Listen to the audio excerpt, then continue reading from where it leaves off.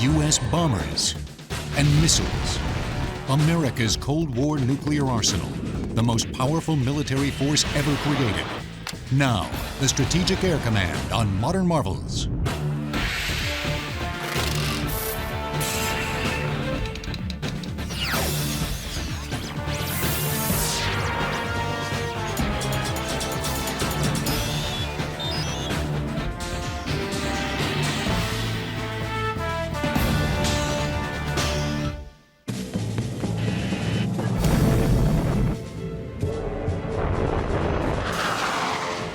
For over 45 years during the Cold War, an all-encompassing military machine controlled America's nuclear weapons.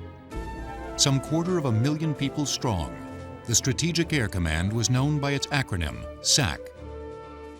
The men and women of the command did not make foreign policy, but trained to be its ultimate enforcer.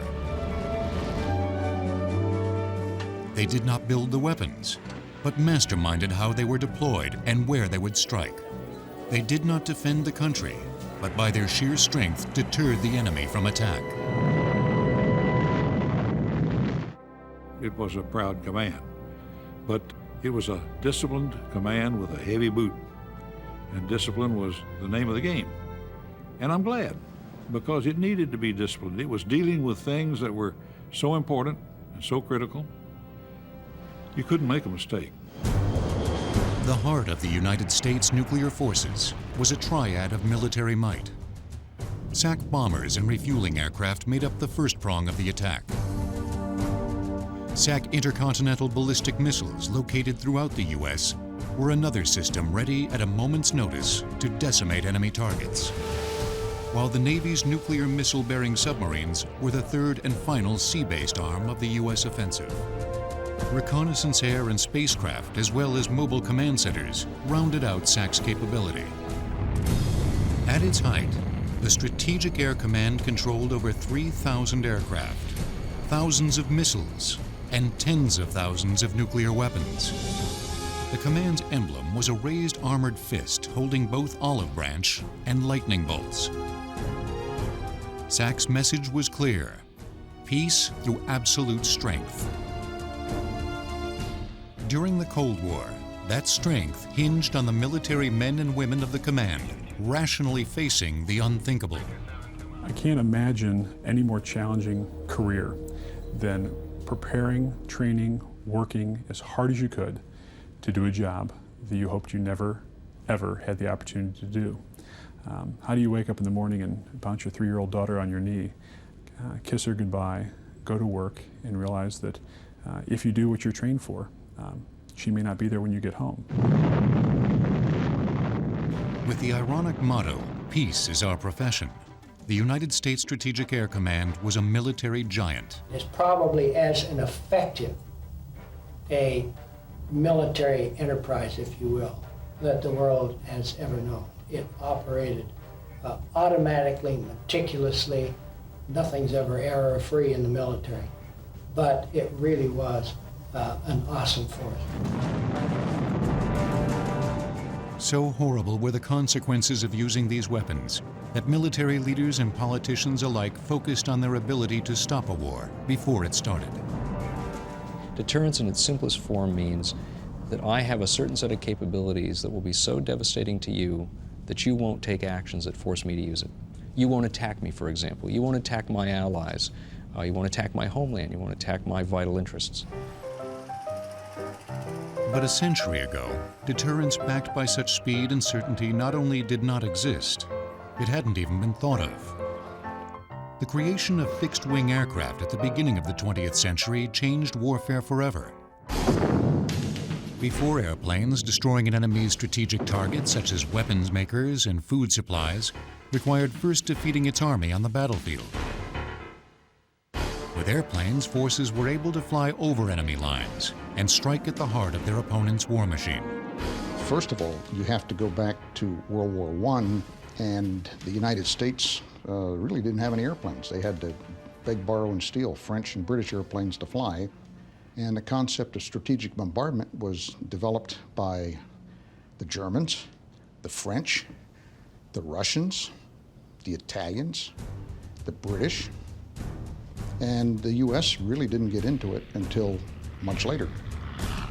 Air power visionaries such as Brigadier General William Billy Mitchell saw in the airplane a brave new strategic force. But inaccurate targeting with the early weapons caused most in the military to view the technology with skepticism. Strategic bombardment, starting back in the early days, they were not wrong. They were just about 50 years or 75 years ahead of their time. After the First World War, the science of finding a target and striking it with a bomb improved. For early bombardiers, weapons that were aerodynamically shaped and the addition of better bomb sights in the aircraft were great improvements. American pilots were getting better at their destructive craft. During the early 1920s, the fledgling Army Air Corps attempted to prove aerial bombardment's effectiveness against a captured and gutted German battleship called the Ostfriesland. With Navy officials watching, U.S. bombers repeatedly struck and eventually sank the ship. Still, U.S. military leaders decided to ignore the tests and stick with what they knew best: armies and ships. That decision would eventually haunt the U.S.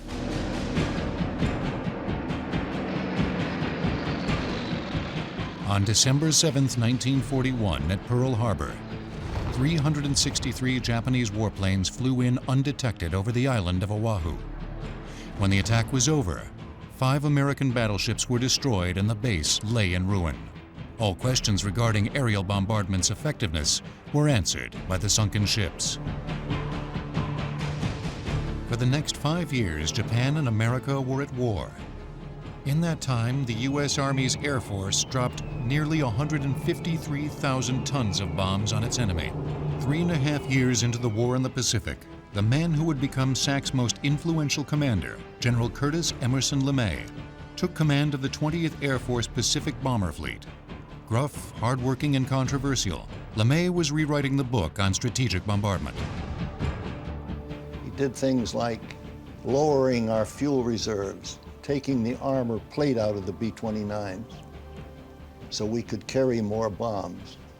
It scared some of the crews, the air crews. If we didn't have the armor plate, we didn't have as much fuel reserve, and we didn't have as many rounds of ammunition in our machine guns, we just thought it would be the end. But as we did these things, we found out we were carrying more bombs. We were putting them on the target more accurately. But in the mountains of New Mexico, American scientists were developing a weapon that depended less on accuracy than brute force. On July 16, 1945, physicists working on the top-secret Manhattan Project succeeded in creating a catastrophic nuclear blast. The Manhattan Project developed atomic weapons, so we had 2 of them go to Japan, the little boy and a fat man. And they dropped the bombs on Nagasaki and Hiroshima and literally brought the war to the end because it broke the will of the enemy to continue. The war that had begun with hundreds of bombs at Pearl Harbor ended with 2 detonating over Japan.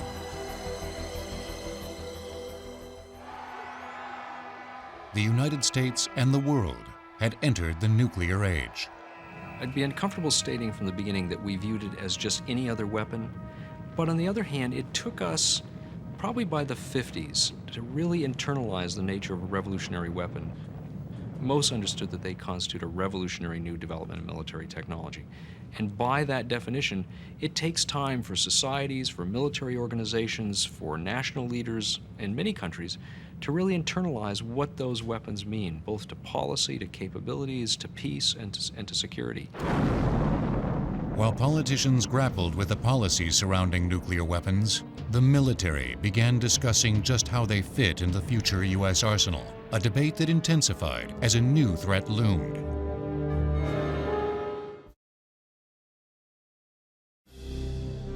In August of 1945, America was tired of war.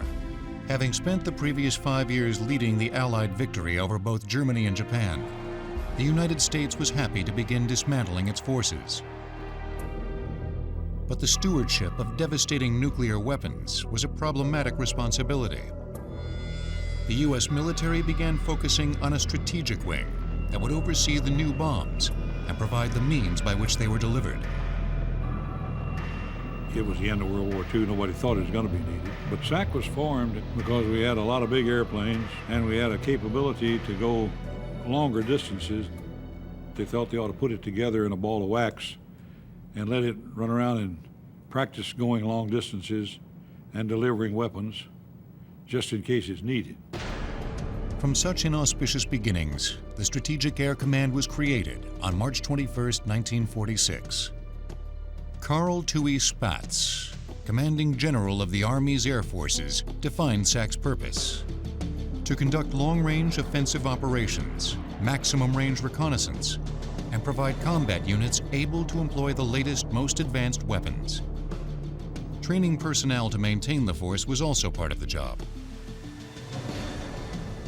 Within 6 months, SAC was under control of the newly created U.S. Air Force, but not before General Spatz chose the Strategic Air Command's first leader.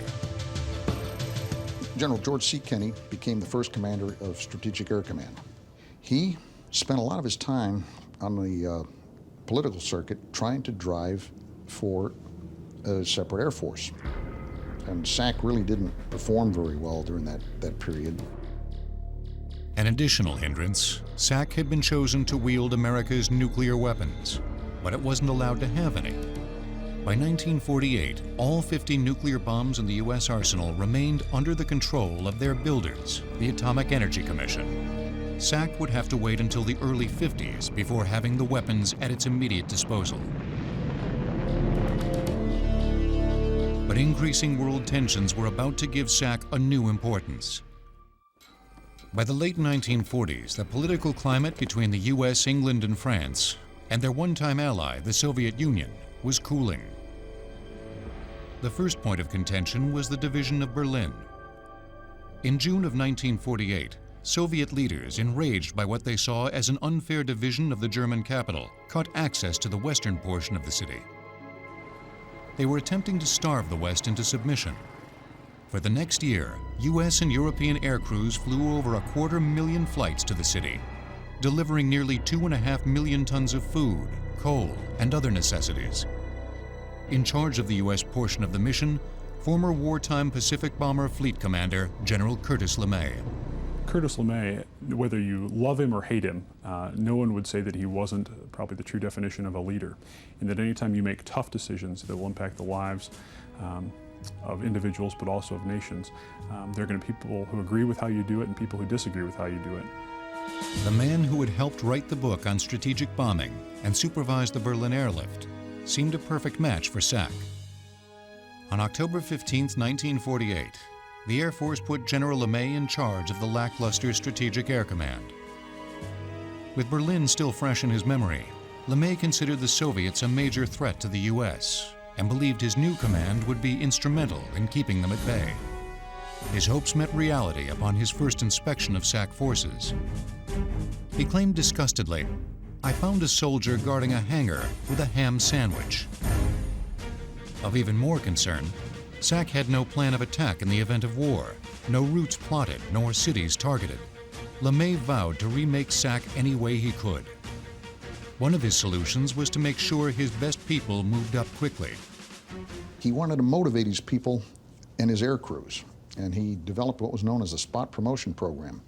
The ones that won the bombing competitions, around-the-world flights, something of great import, the whole crew was elevated one grade. All you had to do was have one guy screw up on that crew, and the whole crew was busted back. He was a stickler. Of more importance, LeMay defined SAC's strategic nuclear war plan.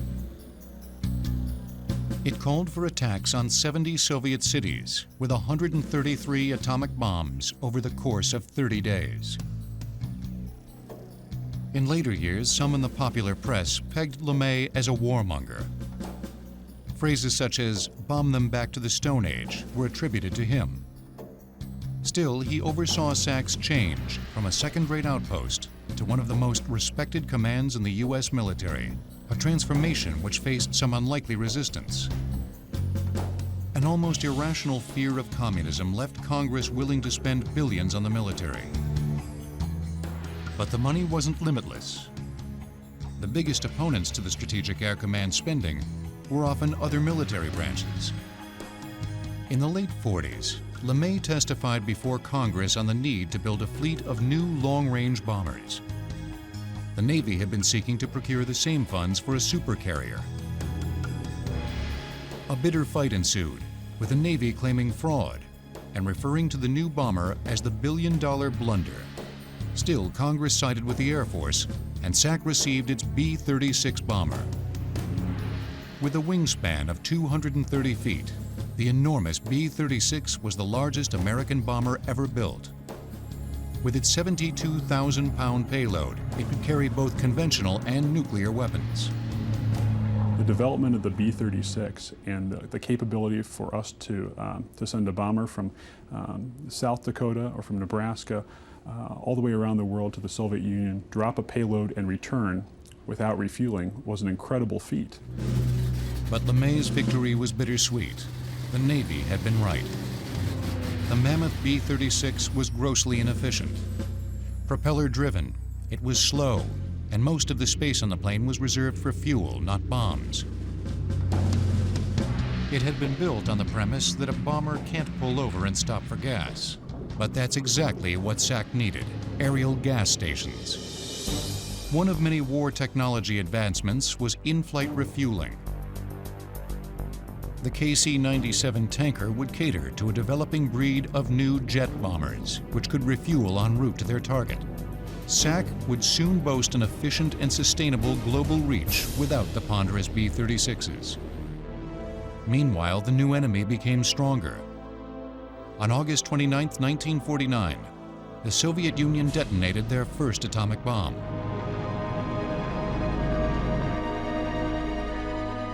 Three years later, on October 31, 1952, America upped the stakes by detonating the first hydrogen bomb.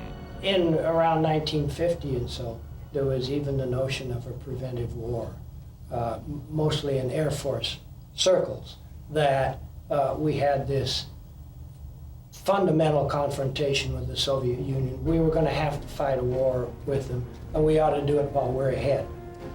But the Soviets were catching up fast. In August of 1953, by exploding their own hydrogen bomb, Russia dampened American thoughts of a preventive war. But America's darkest Cold War days were still to come. On the 15th of May, 1957, the Soviets started tests on what would become the world's first intercontinental ballistic missile. Unlike bombers, the device had the ability to deliver a nuclear warhead in minutes as opposed to hours. The visionaries saw that by putting SAC in the middle of the country, you made it a more difficult target for the enemy. The Air Force moved the command's headquarters from Washington, D.C. to the dead center of America. Its new headquarters on Offutt Air Force Base in Nebraska was built as an underground bunker fortification. Dug from the fertile Nebraska plains, 25 feet below this yellow brick military building, sits another three-story structure with nearly 130,000 square feet of sheltered floor space. For the rest of the Cold War, the command post housed top-secret map rooms and communication equipment. Here, commanders tracked forces and performed administrative duties for SAC bases around the world.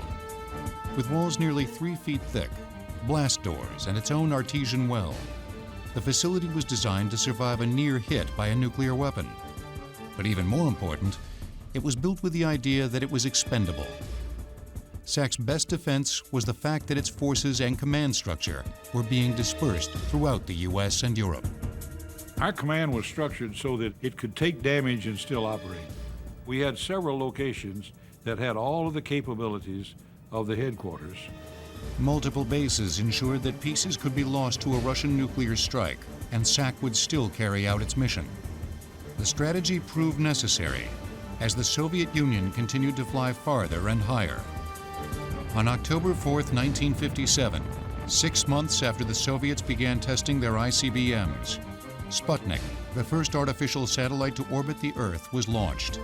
America was now behind in a race in which winning or losing could mean the end of the world. The U.S. Strategic Air Command was charged with playing catch-up, a task that would turn the command into the largest and most dangerous fighting force the world had ever seen.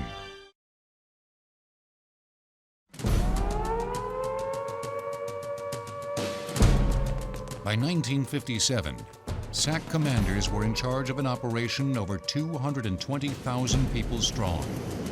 That same year, Curtis LeMay left the Strategic Air Command after nearly 9 years when he was promoted to Air Force Vice Chief of Staff. No other commander would spend as much time in charge, nor have as profound an impact on SAC. Under the shadow of the ever-growing Soviet threat, Congress raced to greatly increase military spending. The money started rolling in for the Air Force and for the Strategic Air Command.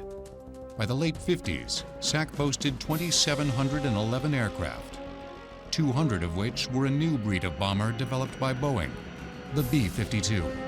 The B-52 and the development of that aircraft really has revolutionized our nation's military and certainly revolutionized strategic bombing. And you look at an aircraft that essentially is the same. The instrumentation has changed, the people have changed, but the physical aircraft itself is the same today as it was when it first came off the assembly line. Between 1955 and 1963, 744 of the 8-engine monsters were created at Boeing's Wichita and Seattle plants. Each aircraft was able to carry 70,000 pounds of weapons. The plane behind me is a B-52, which was a staple bomber of the Strategic Air Command. And this is the bomb bay of the B-52, and as you can see, it's quite cavernous. We could carry in the conventional mode up to 108 bombs, and in the nuclear mode, we could carry 4 nuclear weapons in here. By the late 1950s, these planes, as well as other jet bombers, were flying regular training missions from SAC bases in Newfoundland, Labrador, Greenland, North Africa, England, Spain, and Guam. The crew's flight paths encircled Soviet airspace. The new bases have been built to get SAC forces closer to the enemy. Defining their potential targets became a priority for SAC. The late 50s saw the development of a new Strategic Air Command mission. U.S. military and political leaders, caught off guard by Sputnik, decided intelligence gathering was as important as nuclear weapons and bombers. The U-2 spy planes, and later the SR-71 Blackbird, were housed at Beale Air Force Base just north of San Francisco, California. A cooperative venture between SAC and the CIA, the highly secretive planes flew reconnaissance missions over the Soviet Union. From an altitude of 80,000 feet and reaching speeds of over Mach 3, about 2,100 miles per hour, the SR-71 was all but untouchable. But the U.S. had been developing the ability to fly higher and faster than even the SR-71. During the late 50s, SAC began testing its own intercontinental ballistic missiles. Remember, it takes bombers hours and hours and hours to go from the United States to the Soviet Union or from the Soviet Union to the United States. We slowly begin the shift over toward land-based missiles. The reason was twofold. One is by putting it on missiles, we shortened that reaction time from hours to minutes. The second is that once we started moving in this direction, it began to push the technology to make nuclear weapons smaller and much more accurate. On September 9, 1959, SAC launched its first true ICBM, the Atlas missile. The 85-foot-tall, 3-engine liquid-fueled rocket was able to reach an altitude of 900 miles before dropping back to Earth with its payload. When they started up the Atlas E program, we were all in a 320th bomb wing, and they deactivated the 320th bomb wing, and he took all the pilots and sent them to Atlas. We used to say, out of the sky and into a hole in the ground. But we knew that SAC needed it. The Russians are already putting things in the ground, and we needed something to counterbalance that. And it was important, so we did it.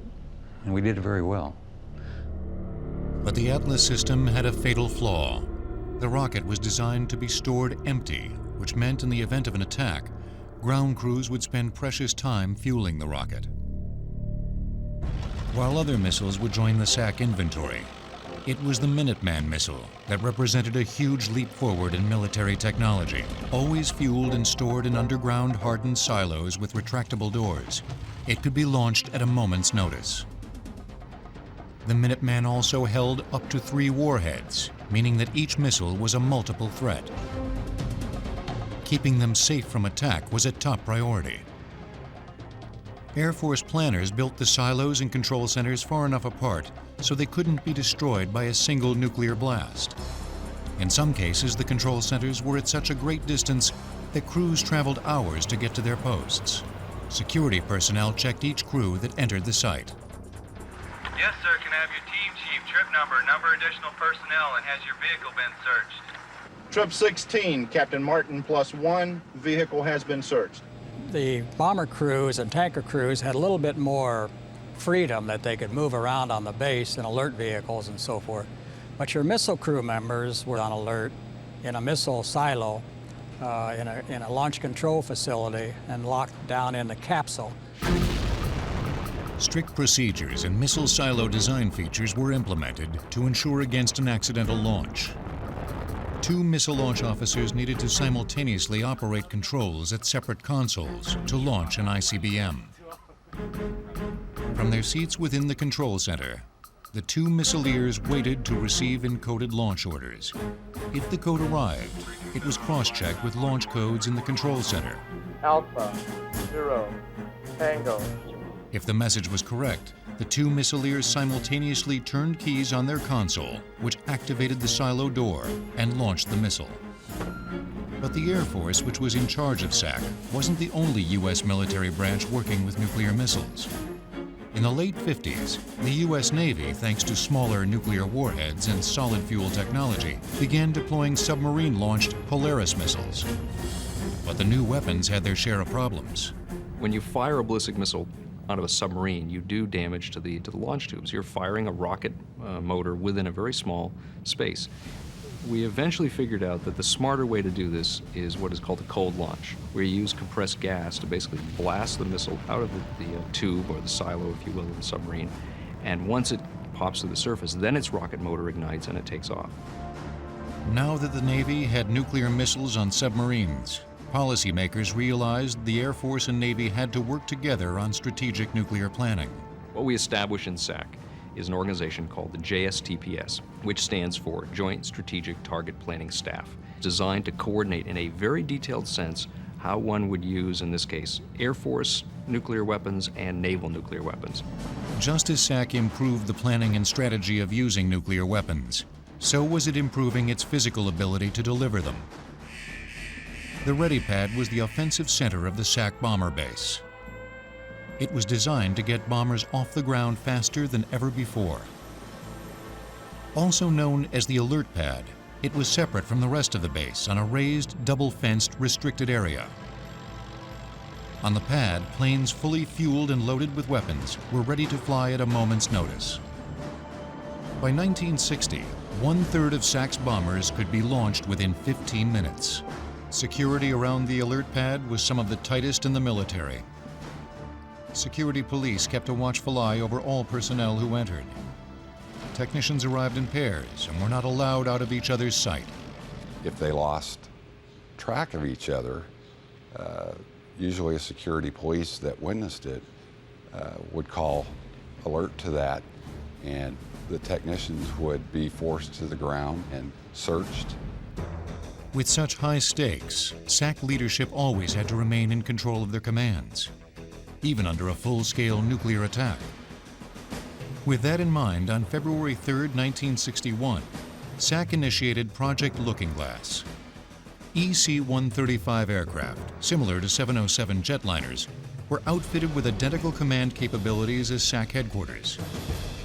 The concept that at any time, if Offutt Air Force Base was destroyed, you had an EC-135 with a staff that could command and identify what needed to happen and make decisions at any time of day or night. It really was something that, that had never happened in any military organization prior to that time. The term looking glass came from the aircraft's ability to mirror exactly headquarters command. 19 crew members led by a general officer and including flight crew, communications experts, tacticians, maintenance, and air traffic control people, took to the air for 8 hours at a time. The system offered redundancy of command, a type of insurance policy against failure. Project Looking Glass exemplified a term often associated with SAC: fail-safe. The SAC command system was spread out, in the case of an EC-135 potentially anywhere above the United States, and yet so intertwined that if a portion was destroyed, the system was safe from failure. For the Russians, Project Looking Glass created another target to worry about. A target that had the ability to broadcast launch codes to all SAC bases, aircraft, and missile silos. The EC-135, there was one of those flying at all times. Before one would land, another one would take off, and they would make sure everything was in order and in place in case of that worst-case scenario. And that worst-case scenario was never closer than on October 22, 1962, during the Cuban Missile Crisis. The Joint Chiefs of Staff placed the Strategic Air Command at DEFCON 2, the highest defense condition ever reached. The lowest DEFCON, DEFCON 5, denotes normal peacetime operations, while the highest, DEFCON 1, places military forces at maximum readiness. At DEFCON 2, SAC had 76 B-52s on 24-hour flights, fully armed, orbiting within striking distance of their Russian targets. During the Cuban Missile Crisis, we had B-52s fully loaded with nukes on 2 routes, one that went up over the poles and the one I flew on. We coasted out from North Carolina, flew over Spain and refueled, went around the Mediterranean and refueled over Spain again. At any point in time, we could have pulled out of our route and gone straight to our targets in the Soviet Union. Thankfully, the Cuban Missile Crisis ended peacefully and helped change the way both sides looked at their nuclear arsenals. It was a wake-up call to the chilling reality that nuclear weapons could end the world. From that point on, the nuclear arsenals were viewed as deterrents, as both sides subscribed to the unwritten pact of mutually assured destruction, or MAD. Through SAC's entire history, there were no accidental missile launches or nuclear weapons detonations. Still, there were mishaps. On January 17, 1966, a B-52 loaded with 4 nuclear weapons collided with a KC-135 tanker while refueling over Spain. 7 men aboard the 2 aircraft perished as the planes crashed near the city of Palomares. 3 of the weapons were destroyed without detonating on impact. One splashed down 5 miles out in the ocean and was the object of a nearly 3-month search before being found by a Navy submersible. 2 years after the incident over Spain, an Air Force bomber crashed at Thule Air Force Base in Greenland, again carrying 4 nuclear weapons, all of which were destroyed in the crash. In the early 60s, SAC implemented an airborne alert program, basically meaning that there were bombers and tankers that were always in the air, fully loaded and ready to go.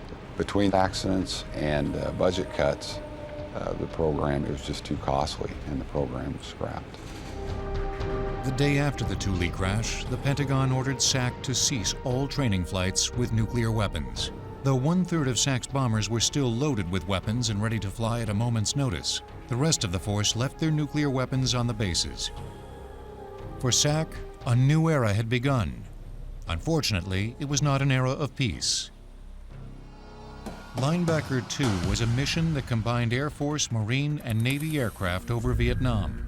SAC's contribution: for 11 days in the winter of 1972, its B-52s rained conventional bombs down on Hanoi and Haiphong. Many believe SAC's action brought the North Vietnamese back to peace negotiations with the U.S. in Paris. But it also showed the Air Force that the concept of strategic bombing worked much better than the reality.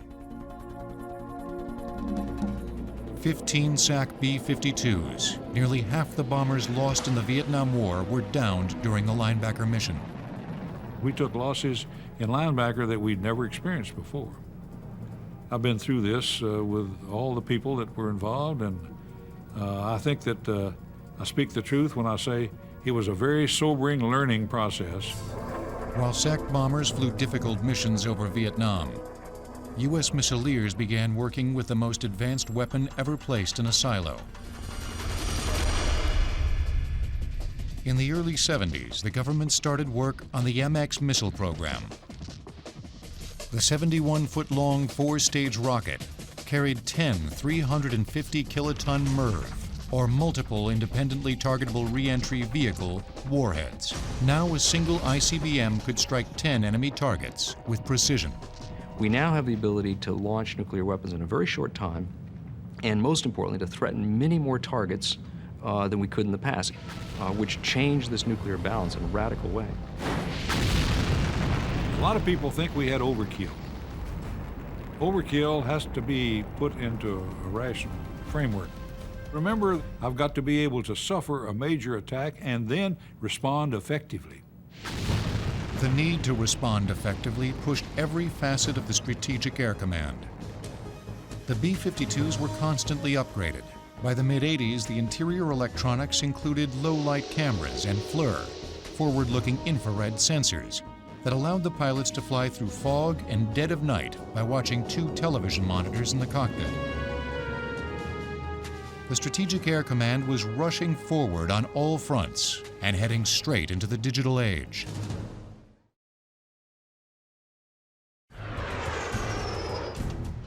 By the late 70s, the Strategic Air Command had become a fine-tuned machine. The commanders worked diligently to keep their personnel ready to go to war with the most destructive weapons known to man. This Air Force film shows a training exercise as SAC commanders at headquarters on Offutt Air Force Base respond to a simulated Russian attack. This scenario begins as would a real battle situation. The Joint Chiefs of Staff send a coded message through the National Command Center in Washington, D.C., letting SAC know of an increased military alert. Sir, we have an emergency action message. Go ahead and process it. The Commander-in-Chief of the Strategic Air Command, or SINCSAC, takes his place overlooking the command center. As Washington informs the commander of increasing tensions, he ratchets up his command's response. Sir, based on the current situation, I recommend that we disperse forces to ready, standby, and civilian bases. Do you concur? Recommendation approved. Thank you, sir. He first sends bombers and refueling planes from their assigned bases to other military and civilian airports. Spread out, the airplanes won't be as easy to target if the Soviets should strike.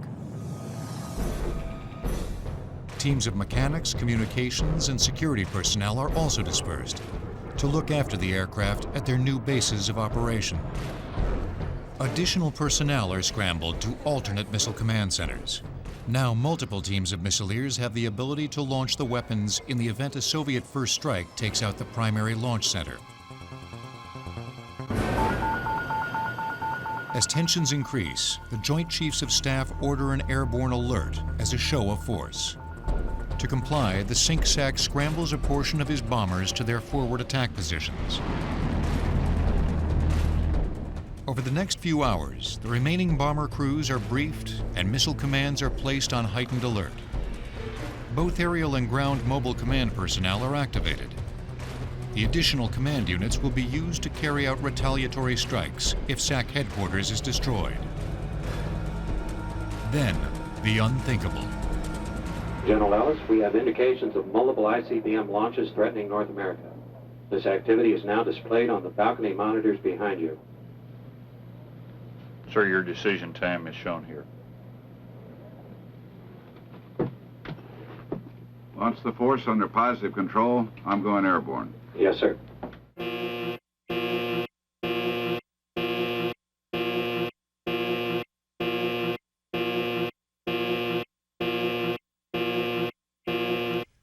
For safety, the SINCSAC takes off in a command aircraft. In the final steps of the exercise, the Russian launch is confirmed. The President orders a mass retaliation of American nuclear forces, and the Strategic Air Command is given the go code. Message follows. Tango 6 3 Delta Yankee Tango 6 1 7 If this scenario, which was enacted so calmly, had ever played out in real life, the world as we know it probably would have ended. But at SAC's technological peak, politics, not warfare, caused its demise. In the late 80s, Mikhail Gorbachev's perestroika led to revolutionary changes in the Soviet Union. SAC's strength was reduced with the wavering Soviet threat. Well, I think it happened gradually. Through most of the Cold War, we actually had aircraft in the air all the time.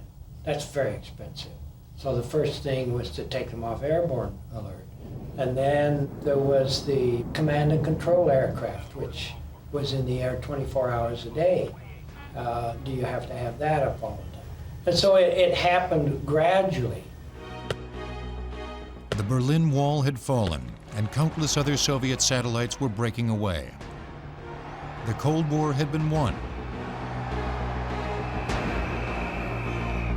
On June 1st, 1992, SAC was disbanded. I think the end of the command meant different things to different people, but for those folks who were so invested in that lifestyle, in that devotion to purpose, in that commitment to excellence, in that understanding and appreciation that what the command stood for was peace, and that what they had to do was to preserve that peace through training and through honor and through constantly asking the question, how can we do this better? When that all of a sudden was gone, I think there are a lot of SAC veterans who would tell you that they lost something. Others can claim fame, but the Cold War commander's responsibility was to make sure that there was no war and no sacrifice. We didn't walk the cat back, and we didn't get him into a fight. Today, bilateral disarmament continues to shrink the size of the United States nuclear arsenal. U.S. forces, reduced by over 50%, still hold a tremendous advantage over the crumbling military of the former Soviet Union. Today's American nuclear forces are overseen by multiple commands within different military branches, while the targeting and planning of the weapons falls to a relatively small military entity created in 1992, simply called Strategic Command. But the blueprint, from which all the commands work, was once the sole domain of the most powerful, ominous, and focused military structure ever created, the United States Strategic Air Command.